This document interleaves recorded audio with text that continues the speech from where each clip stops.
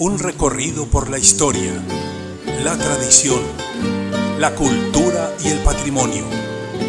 Personajes, arquitectura, lugares y herencias ancestrales. Música, arte, costumbres religiosas y grandes recuerdos. Esto es Historias de mi Pueblo. Bienvenidos.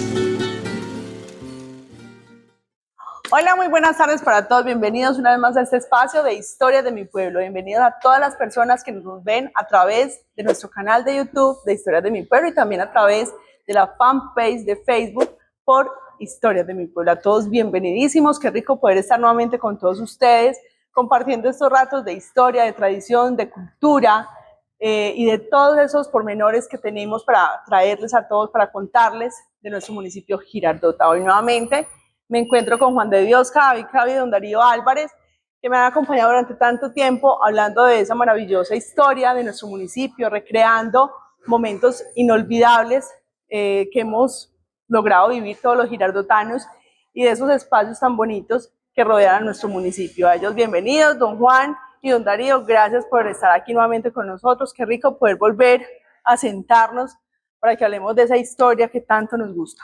Y que tanto le gusta a la gente, porque es que la gente le encanta la historia. Y nosotros lo hacemos muy gustosamente, porque esto es lo que nos gusta, lo que queremos. Claro.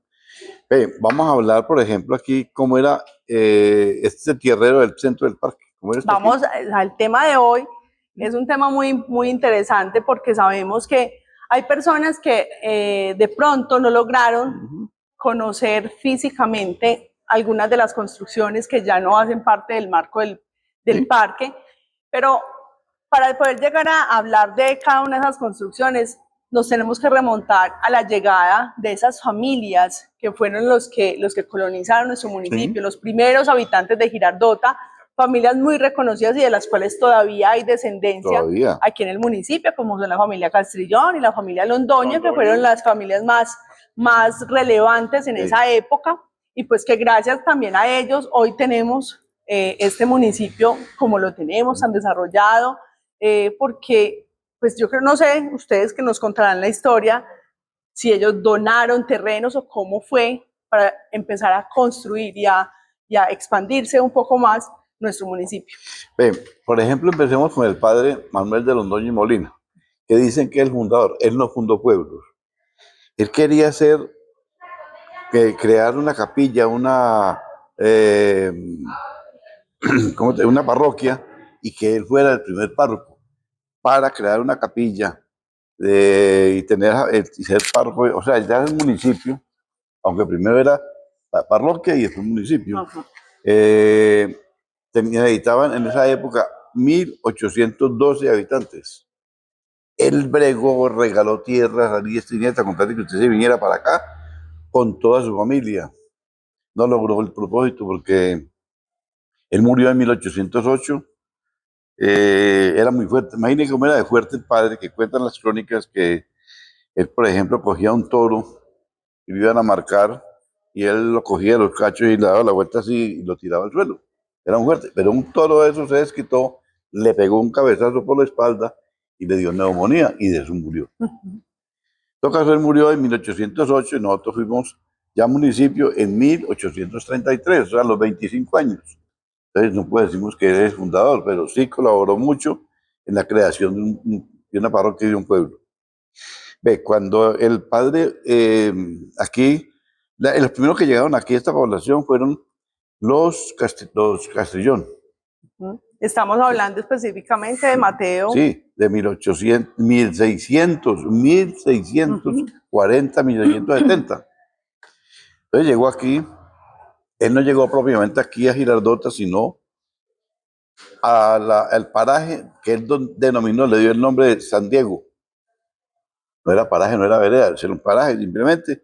Y como él era muy devoto de San Diego, porque el papá de él se llamaba Diego, pues le puso ese nombre, le colocó ese nombre.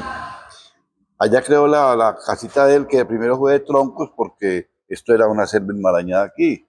Esto era oscuro, había muchos animales de casa, sí, de salvajes. Por ejemplo, había guagua, chigüido, danta, había, no tigre, pero sí hay tigrillos, sí había, bueno, habían venados.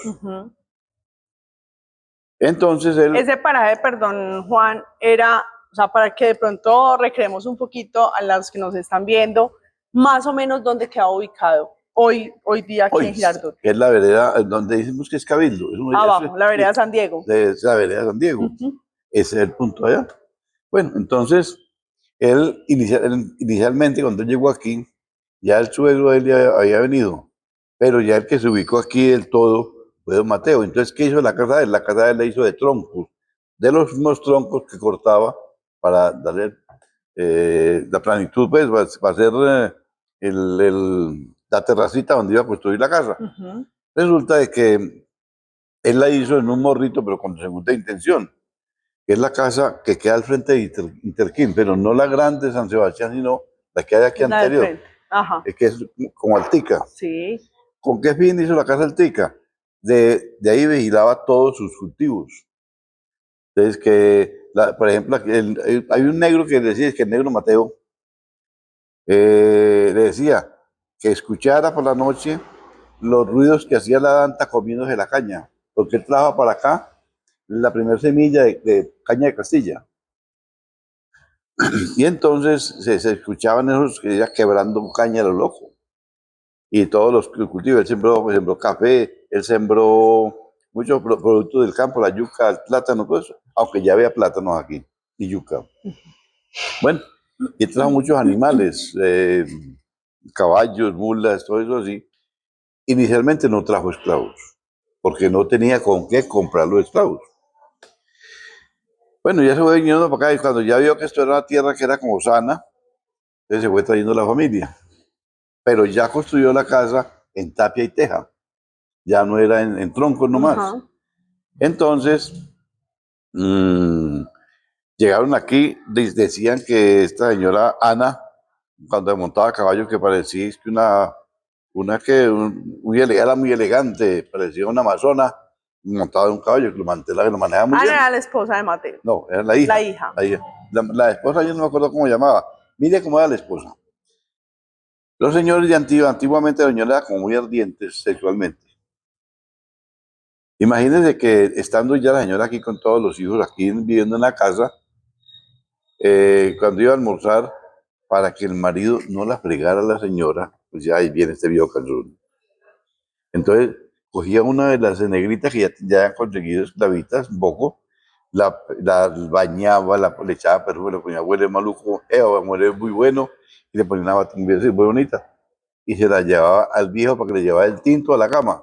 Y era para que el viejo se acostara con la esclavita y no fregara a la mujer. Pues, fregada la señora. La dejaba descansar tan siquiera. Porque las mujeres primero casi no usaban calzones. Eran hijos sobre los hijos. Bueno, entonces no nos metamos en la cocina todavía. Entonces, una de las hijas, Ana, se casó con uno que fue gobernador de Antioquia. Era Juan Gómez de Salazar. Y Juan Gómez de Salazar tenía, el hermano le compró, le remató en Antioquia unos terrenos que habían sido de una viuda, los remató en la ciudad de Antioquia a nombre del hermano porque no quería figurar porque era gobernador y los pasó a él después.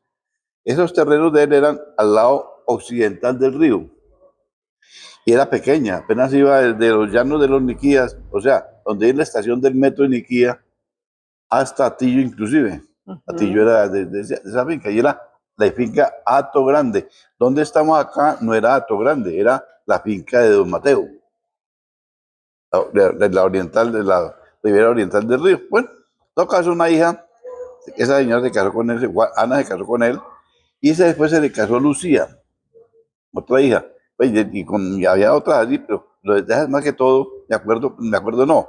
Me cuentan las crónicas que se casó con un señor Pablo Cataño Ponce de León, español. Entonces él mandó construir la casa que llamamos de las Lilas y la de los Carmona, era de un solo piso, no más, un solo piso. Esas casas Entonces hacían una parte sola. de la misma finca o de la misma Sí. casa de Mateo Castellón. Pertenecían a la Entonces, misma Sí, casa. sí, Ajá. o sea, allá. ¿Y cómo se componían las casas primero? Vea, las casas primero eran, por ejemplo, esta que tenemos aquí, donde estamos ahora, aquí en la barra. Aquí estamos en Artesanos La Barra, a ellos pues un agradecimiento Sí. muy especial por abrirnos siempre las puertas y a mí me encanta venir a este lugar porque es que todavía aún podemos ver muchos de esas construcciones, esas edificaciones antiguas de nuestro municipio que quedan todavía en el marco Sí, del sí. parque. Oye, pues entonces, le construyó a Lucía esa casa grandota. ¿Por qué tan grande? Porque ella tenía esclavos ya y tenía muchos sirvientes. Entonces, esas dos casas eran para que ella viviera, de un solo piso. Que para que le hagamos pues como no sé, recalquemos un poquitico que son estas dos casas que aún solo se conserva una, que es la casa acá de la De esquina, la esquina. esta de la esquina azul, que es la casa de los Carmona, Y la que que seguía, que era la casa de las Lilas, las que Lilas. a muchos nos tocó Ave María, y todavía hay unas casas. apreciar la Sí. belleza de Ave esas María. casas. Era Bueno, una sola casa, una ¿cierto? sola casa. Entonces, ya con el tiempo es que la vendieron, ya construyeron, y esas casas eran construidas muy raro, porque es que ve, la de Valentín, o sea, la casa de la esquina, tenía dos pisos, pero adelante. Atrás no eran dos pisos. Es un solo piso. Es un solo piso. La de las Lilas sí era balcón de dos pisos, toda completa. Toda completa. Toda completa. Y la construcción era muy sencilla. Era con tierra apisonada, tapia. Ujú. Las tapias iniciales eran de 60 centímetros, muy anchas. Y las apisonaban, ponían unas teleras aquí y echaban tierra. La tierra era escogida, la cernían para que no hubiera mucha piedra, piedrita muy pequeña. Y empezaban, don Joaquín me contaban que ellos tenían que tararear como una canción, que no sabía qué canción era, pero era ta, ta, ta, ta, ta, ta, ta. Cada que descargaban el pisón, iban tarareando la canción, porque si no la cantaban, se rendían ya mismo. Esos eran tapizadores. No, tapieros. Tapieros. Entonces, se iban tapiando y terminaban ahí y le montaban cosas muy particular, muy raras, muy particular. Muy particular. Hacían la tapia, el pedazo que era de 1 metro por 1,20, 1,60. O sea, porque primero no se medía por metros, sino por varas y yardas. Varas y yardas. Uh-huh. Entonces tenía una yarda de alto que era 90 centímetros y el largo tenía 2 varas, 8, 8, 16, 1,60 de metros. Y entonces ponía un encañado. Y como ya tenían que poner andamios para subirse, le hacían con ladrillo, le formaban como unas canaletas cuadradas de lado a lado. Y ahí metían un palo para poder hacer el andamio y poner la formaleta. Entonces, por eso eran unas construcciones muy artesanales, sí, que ya obviamente eso ya no existe, pero yo creo que de ahí fue que tomaron las ideas para ahora hacer las construcciones y los andamios. Y entonces, ¿qué te digo? Entonces, imagínate que le hacían divisiones para que la tapia pues rehiciera, no se cayera. Y mire, todavía hay tapias de esa época, mire la de Valentín Carmona, por descuido más que todo ahí. Lastimosamente, y por eso yo creo que es importante traer como aquí a la memoria este tipo de edificaciones. Pues este fin de semana fue el fin de semana pasada. El fin de semana pasado, pues se cayó parte de esta casa. Son casas muy antiguas, estamos hablando de casas de hace 200 años. Más de 200 años, diría yo creo que más de 200 años. Sí, porque es que el primer piso imagínense que el primer piso tenía tapias hasta de 65 y 70 centímetros. Y la cosa es que yo creo que ya no hay esos tapieros, ya no existen. Ya no los hay. Los poquitos que quedan son de pronto algunos adultos ya muy mayores y que ya, como ya las construcciones no son de tapia, entonces ya no enseñan, ya no hay a quien entregarle, dejarle ese legado no lo conozco, del manejo de la tapia. Pero es que Cauca Viejo me dice que es hermoso, que todo las construcciones al estilo antiguo. Bueno, en todo caso, estas casas, como te digo, ahora, en el segundo piso, en el primer piso, por lo general, era para los sirvientes. Porque el sirviente no se mezclaba con el rico, con ni riesgos. Entonces estaban allá, era la casa del primer piso en ladrillada, en los parques, los patios habían mucho jardín habían pilitas Las de fuentes agua, de agua, las ajá. fuentes de agua, que primero no tenían motorcito, sino que como el agua era muy buena aquí, por una canoa, con un tubito venía y se derramaba continuamente. Ujú. Tenían muchos solares. La de las Londoño no tenía mucho solar, pero siempre tenían ahí solar y era muy malo, muy Las Londoño son las lilas. lilas. Ajá. La de Valentín tenía, imagínate, la de Valentín iba a de los Carmona, iba hasta donde está el parqueadero. Ujú. Hasta donde está el cuadradero de los buses. Exacto. Sí. Bueno, y entonces, esas casas en el segundo piso eran entablado. Sí. Un entablado, la tabla era de comino, y son todavía de comino las que hay ahí. Aquí había muy poquitas casas, estaba esas dos de segundo piso, La de los Salazar. la de Salazar, Sí. esa era otra, y la otra era la de la esquina de la calle El Rin. Y Esa de los esta- Salazar, muy grande. Hermoso. muy Y la bonita. esquina acá, la del Castillo de los Londoños. Y la del castillo, el castillo tenía apenas un lado que tenía segundo piso. Era una casa, mira cómo era el castillo. Esa era una casa muy particular, muy Juan. particular. Sí. El viejo castillo era una casa con corredor adelante. Y a un lado, una posición de 2 pisos. Apenas Ajá. se le ve una ventanita nomás en lo que se conocen las fotografías. Y era entablada el primer piso. Sí. ¿Pero por qué era entablado? Porque había sido hecha en un terreno muy disparejo. Y aprovechaban el terreno abajo disparejo y ahí guardaban el producido de las fincas, lo guardaban ahí abajo, los aparejos y los trabajadores que venían con los caballos. Ellos no subían al primer piso de los blancos, ni riesgo. En el primer banco estaba el comedor, como unos oficinas grandes de los viejos y los dormitorios en el segundo En el piso. segundo piso. Yo Bueno. tengo un recuerdo más bien vago del Castillo de los Londoños cuando el padre Arcadio vivió un lo que pasa es tiempo. que es en el castillo de los Londoños ya. Ahí era el Ahí castillo de era. los Londoños. Ajá. Entonces, Pero para que las personas que nos están viendo se ubiquen. tengan como esa ubicación, era esta esquina acá, La casa amarilla. la casa lo que amarilla llamamos. grande, esa era el Exacto. Castillo de los Londoños. ¿Sí? Ahí era. Entonces, esa casa la tumbó el señor Marcos Cadavid Jaramillo. La tumbaron y la volvieron a hacer también con piso de tabla. Sí, claro. También Exacto. tenía sus... Y el castillo de los Londoños. ¿Por qué le decían el castillo? Por unas cosas muy particulares. El patio era hondo. Sí. Y dentro del patio había una fuente. Esa fuente era muy grande, parecida a la que hay dentro del Palacio Municipal. Uh-huh. Bueno. El primer piso era entablado. Debajo, como te digo, ahí estaban las habitaciones para echar los caballos no, los aperos, Uh-huh. las silletas, los granos, el maíz, el frijol que traían de las fincas y el aposento de los trabajadores. Ellos dormían prácticamente sobre las enjalmas. Bueno, en el comedor era una construcción en 2 aguas y en el centro tenía como un mástil, pero era cuadrado. O sea, no servía para una bandera, no era para rayos, pero tenía un mástil ahí.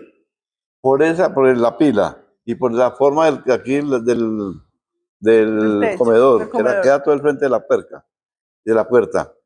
Y por el mástil que tenía ahí, le decían el castillo. Por eso era el castillo. Y así se quedó. Así se quedó. Y los pilares, los postes eran hechos a machete, pero muy laboreado. Y así quedó el castillo. Ese castillo lo tumbó el señor Marcos Cadavid Jaramillo, un tío de mi papá, desafortunadamente. Entró el modernismo y construyó lo que era la Casa Amarilla. Entonces, ahí la casa, pero esa casa tenía piezas por donde es la carrera 16 hoy. 16, ajá. Ahí esas piezas permanecían cerradas, clausuradas. ¿Por qué?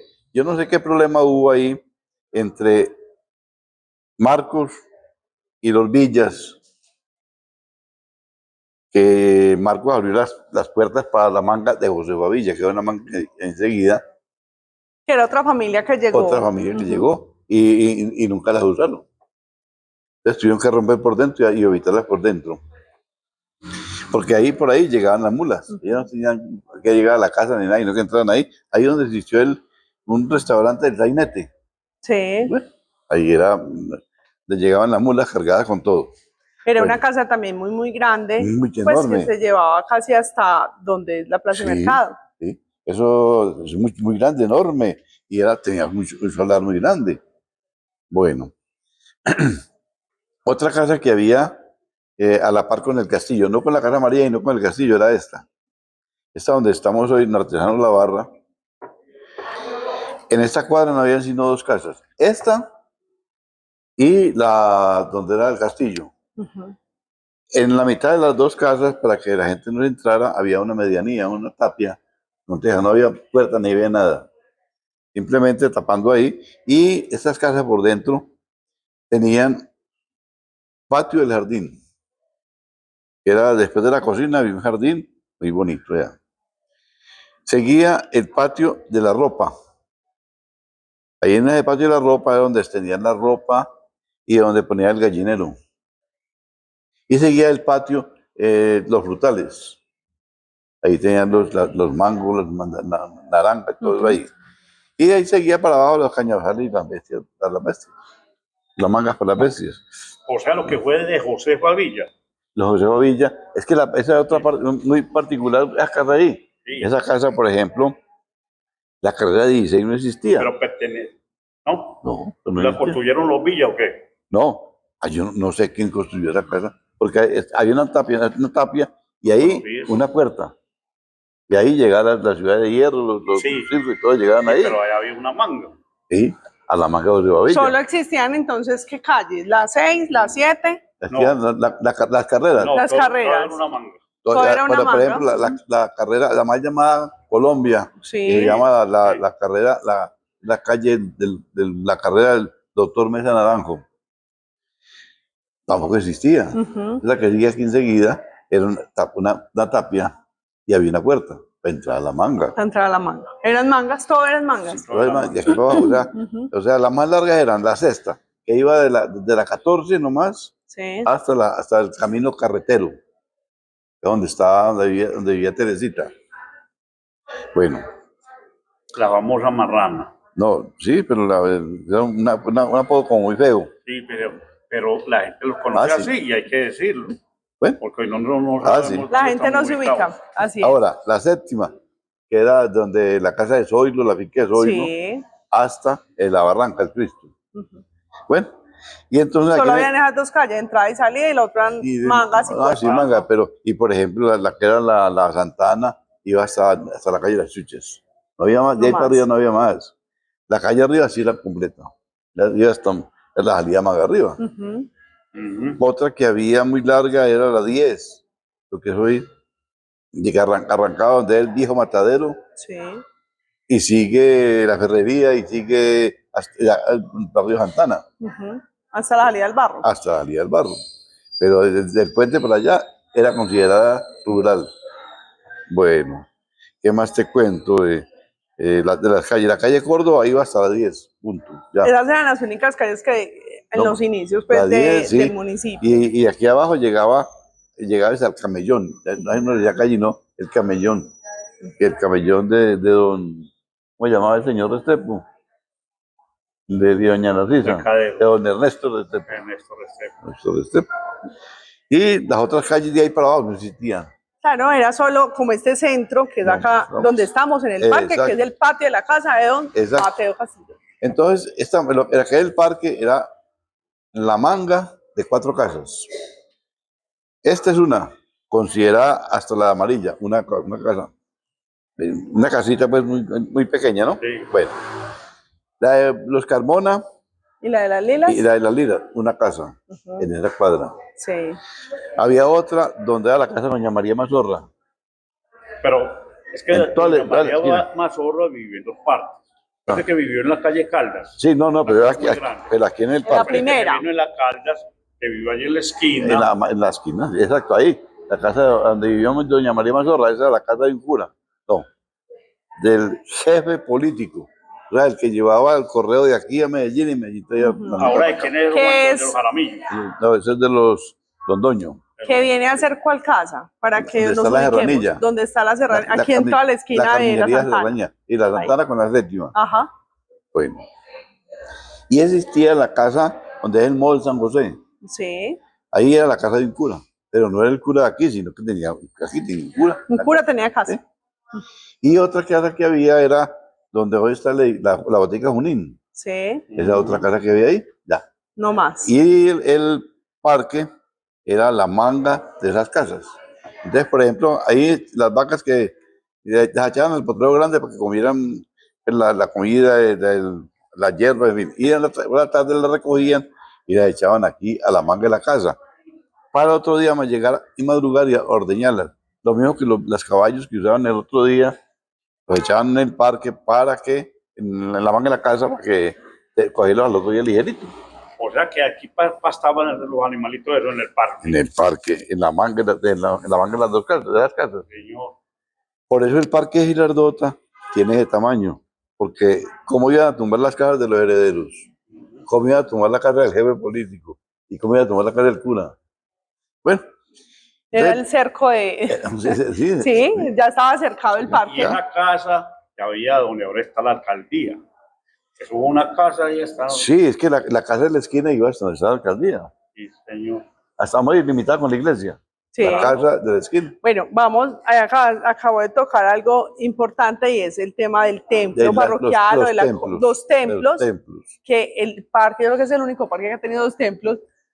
Ha tenido 4. 4 templos dentro del mismo espacio. Pero antes eran capillitas, eran las capillitas de las casas de estas personas. Lo que pasa es que la primera que teníamos aquí, primero había que hacer capillas cuando pasaban de 10 trabajadores o 10 esclavos para cristianar, para poder enseñar la religión católica, rezar el rosario, y de vez en cuando que venía un cura, se podía celebrar una misa con autorización. Bueno.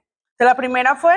Entonces la primera fue al frente de la casa de las Lilas o de Valentín, mirando a ella allá, porque la mandó a construir doña Lucía de Castellón. Es decir, para que nos ubiquemos aquí en el parque, en la plazoleta nueva, aquí donde están los kioscos nuevos del parque en la parte de abajo, ¿cierto? Ahí fue la primera capilla. La primera, pero más arribita, más para arribita. O sea, dando frente como a lo que era la entrada de la casa de las Lilas. De la casa de las Lilas. Bueno.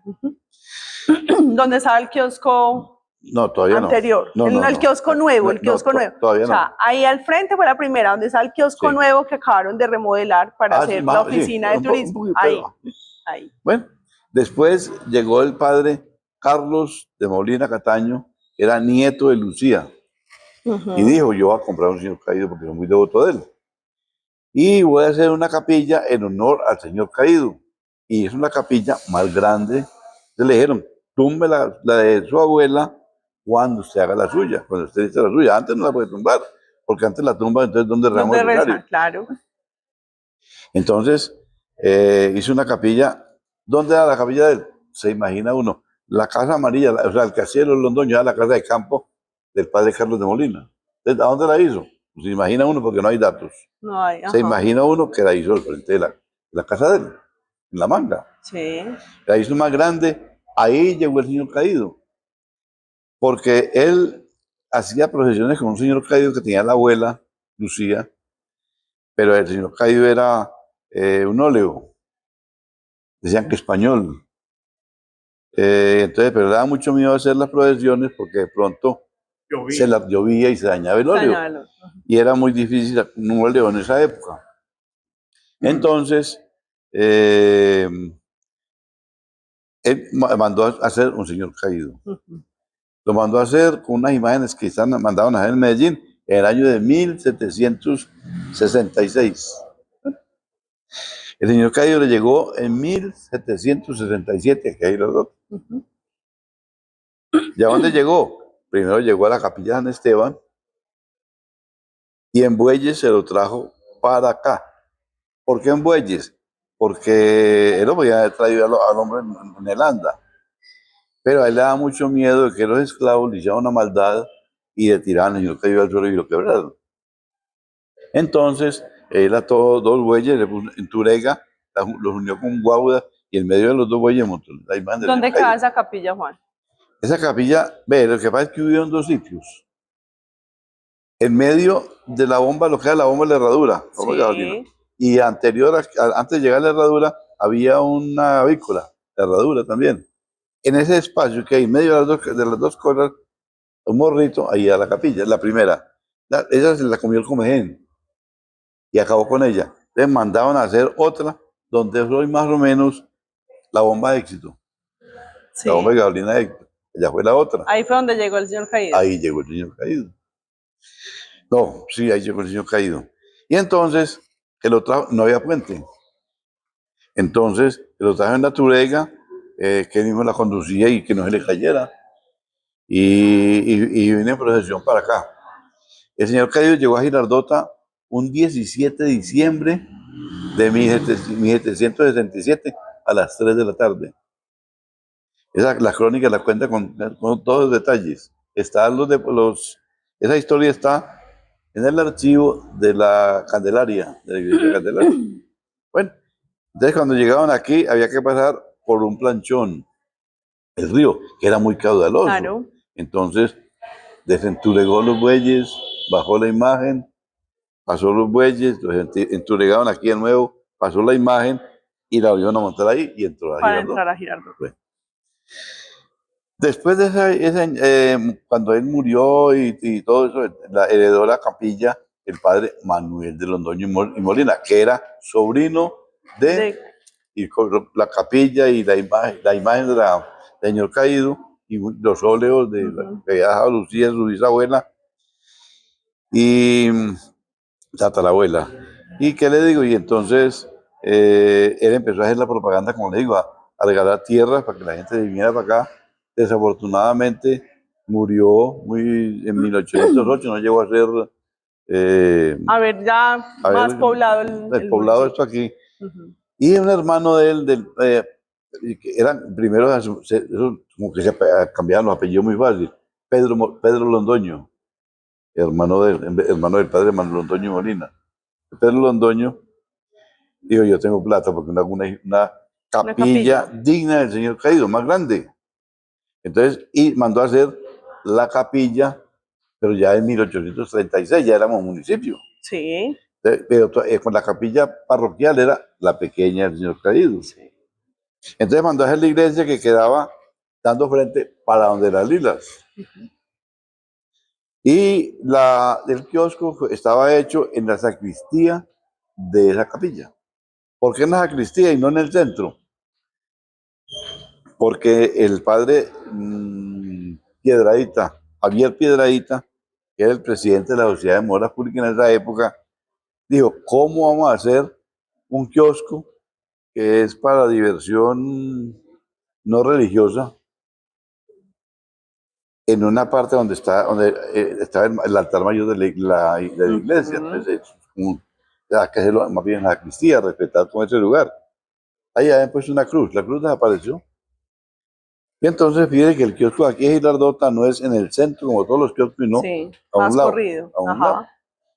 Bueno, entonces esa iglesia duró, la hicieron empezaron en 1836, y éramos municipio, y duró hasta 1900, la terminaron como en el 46, 44, 46, y la dieron al servicio. Cuando ya la dieron al servicio, tumbaron la capilla que primero, que ha levantado Carlos de Molina, y ya entró en rigor la parroquia de Nuestra Señora del Rosario.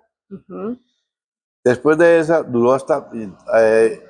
todas las capillas que han hecho siempre han sido en honor al señor caído. Entonces ya esa capilla le quedaba estrecha al señor caído para toda la gente que había.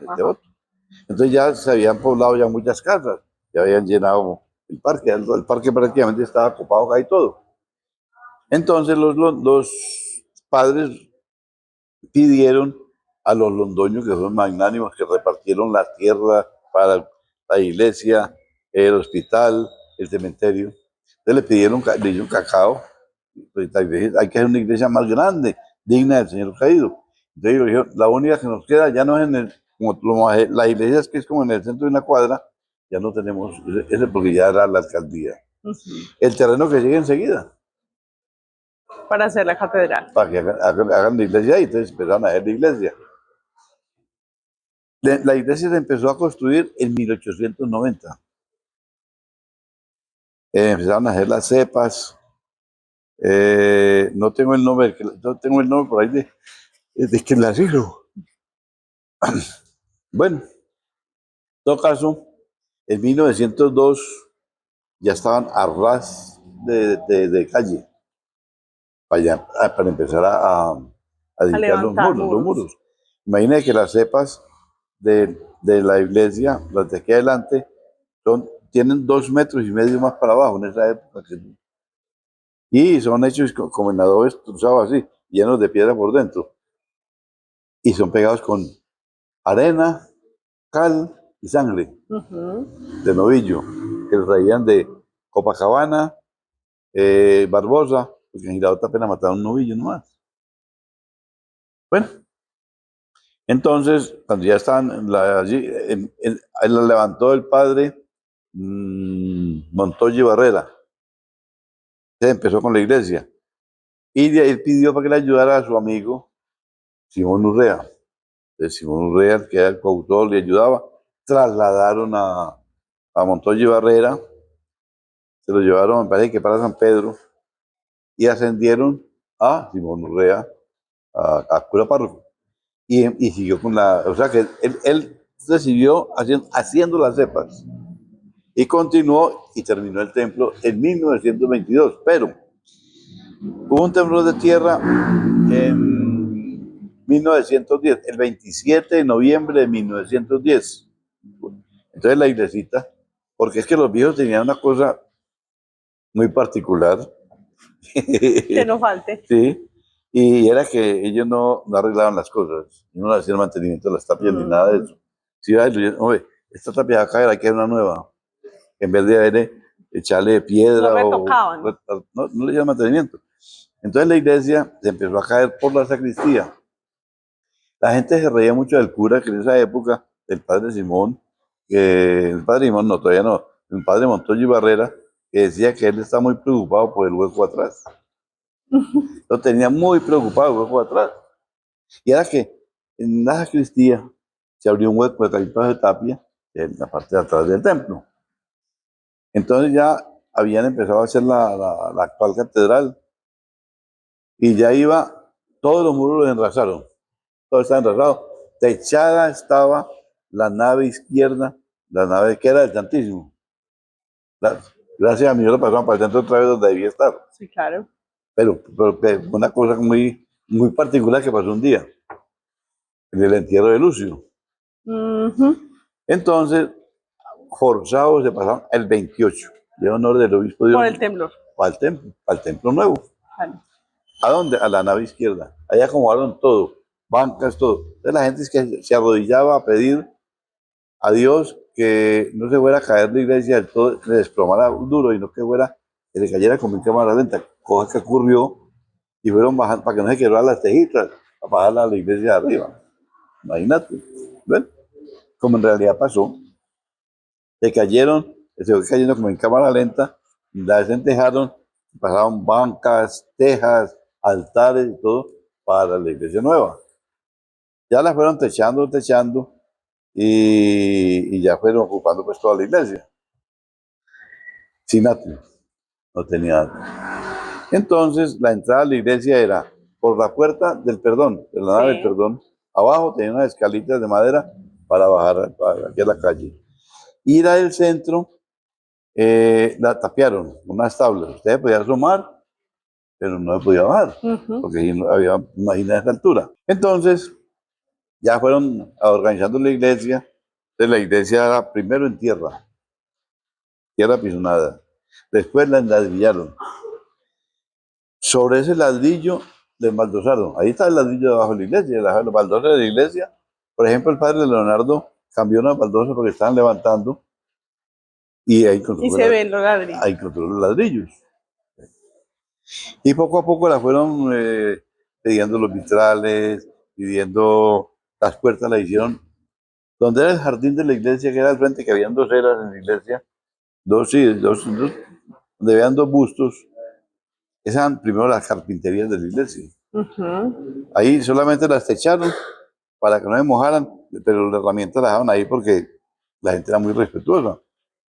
Como se iba a robar la gente, las herramientas de la iglesia, ¿qué tal? iglesia. ¿Qué tal? Entonces, ahí trabajó Suso Gómez, los Correíta, de los Vega, y ellos hicieron Pablo Ríos, sí, Suso Gómez.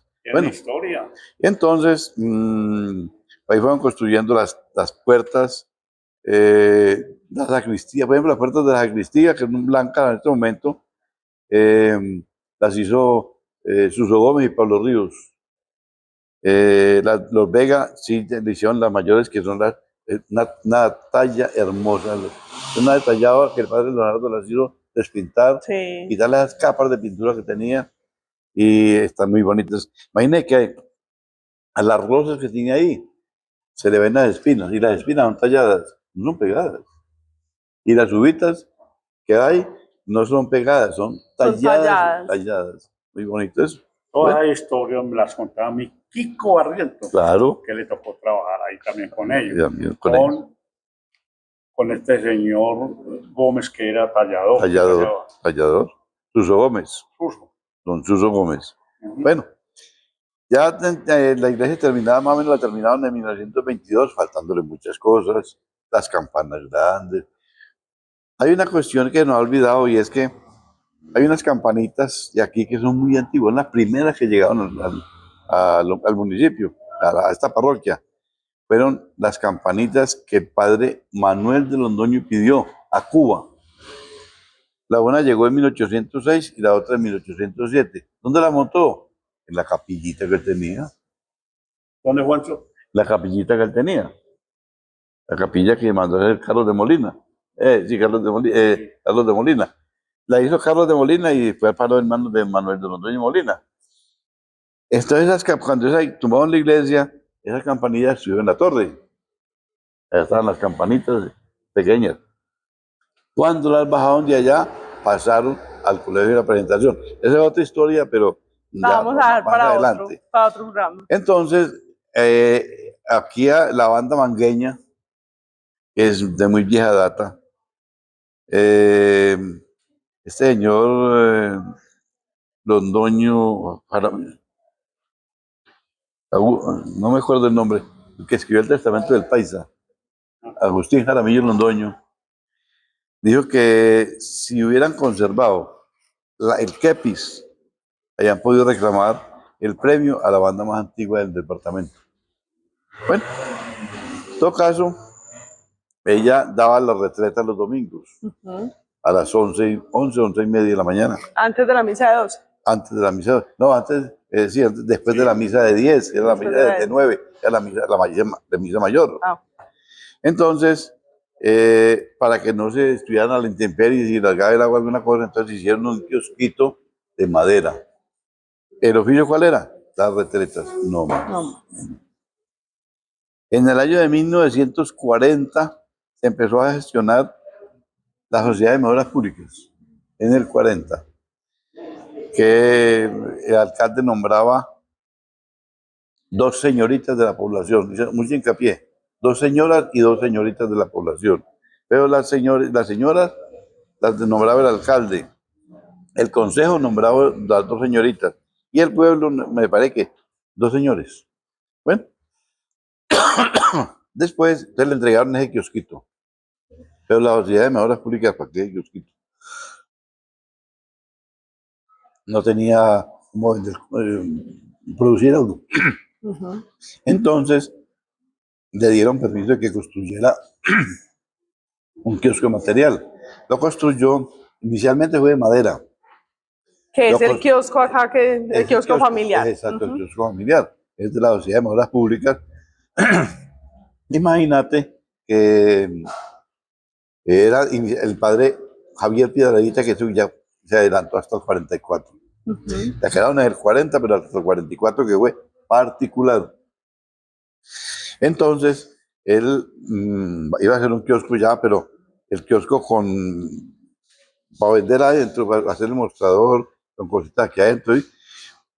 Entonces lo hizo más grande. Acerró, pues sí, tuvo problemas porque acerró un palo que había ahí muy grande y con él hizo, ¿cómo era grande? Hizo el mostrador, hizo el kiosco completo de madera, y las puertas para cerrar el chuzo, digámoslo así. Ajá. Y con el tiempo, ya después con el tiempo fue dedicándolo ya en material, hasta llegar a un solo piso. Eso a mí me tocó de un solo piso. A ver, María, no para ir a la novia en la terraza, en los paragüitas, a tomar Coca-Cola. Ave María, por Dios. Ese era el parche, y de hecho es como la funcionalidad de todos Ave los kioscos María. en los parques, realmente. Exacto. Ahí se construyó y ese está construido, lo que hablabas ahorita, construido donde era la sacristía De la iglesia pequeña. Hasta ahí ya se pobló las demás casas aquí. Ya, por ejemplo, la casa de Doña Julia, de Doña Julia Zuluaga. No, ¿cómo es? ¿Julia qué? Emma Zuluaga, la casa de los Salazares, que queda, hoy queda, ¿qué queda ahí? ¿El edificio qué? Sus Dolores está ahí. Está en Dolores y la que sigue para abajo. ¿Dónde está el mall nuevo? El mall nuevo, sí. Ajá. Plaza Real. Ahí era una casa enorme. Ahí, no, ahí está la casa. ¿Ah? La Casa Verde. No, para abajo, la Casa Verde no, la donde era los Salazares, Emma Salazar, no está ahí, tumbaron ahí. No, pues, aparte, atrás. Ah, no, eso todo lo tumbaron, todo. Atrás también. Todo. Ese edificio, ahí nos queda la City. Donde fue la farmacia siglo XX. Es donde fue la... Salazar ese apellido lo tenía la señora de Pedrito Ruiz. No, sí, lo tenía la señora, también lo tenía, pero ella era de esa descendencia de ahí. De esa descendencia. O sea, ahí está Se Don construyeron esas otras casas y ya, obviamente, el pueblo ya empezó a crecer. Bueno, esta es una historia, Juancho y don Darío, que realmente es muy interesante aprender y conocer como todos esos detalles de cada una de esas construcciones, y mientras que Juan va contando, yo me voy como imaginando, yo creo que todos hacemos lo mismo. Te voy a contar una de cosa recrear un poquito más. Aunque lo interrumpo aquí, y es que ve, el pueblo no se iba a hacer aquí donde estamos ahora. Resulta de que don Mateo, la casa de don Mateo, que es la finquita que hay al frente de Interquinque ahora, entonces la gente quería está al lado de la casa de don Mateo. Entonces fueron construyendo casi ranchitos, inicialmente ranchitos, cerca de la casa de don Mateo, del dueño de mi tía. Porque entonces iba poblando, haciendo como el pueblito.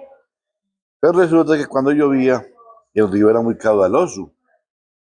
Y imagínense que donde está Inca de Colombia ahora, eso lo anegaba, se llenaba de agua. Los rieles del ferrocarril, la estación de ferrocarril, hasta allá iba el río. Entonces vieron que no se podía ir.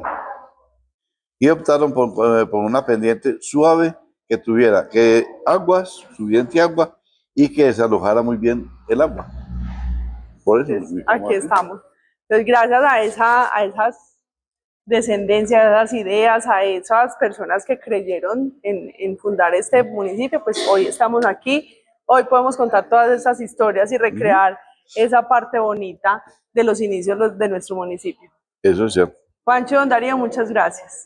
Es un gran placer volverlos a tener acá con nosotros y que nos sigan contando todas estas maravillosas historias y recreando tanto de nuestro municipio, y que sabemos que todas las personas que nos ven pues agradecen un poquito esas historias que no conocen o que no conocemos a profundidad, y que nos queda ahí aquí grabadito en nuestro canal de YouTube toda esta historia para material de consulta, material educativo, y obviamente pues con ellos también pueden obtener cuando necesiten alguna tarea. Los niños, ahí están estos 2 libros llenos de historia. Y por ejemplo, nosotros tenemos una oficina del Centro de Historia en la Casa de la Cultura, pero desafortunadamente no va nadie. A la Casa de la Cultura bueno, no va nadie. Ahí está la invitación para que ocupemos un poquito más ese centro de historia que tanta historia tiene por contar. Exacto.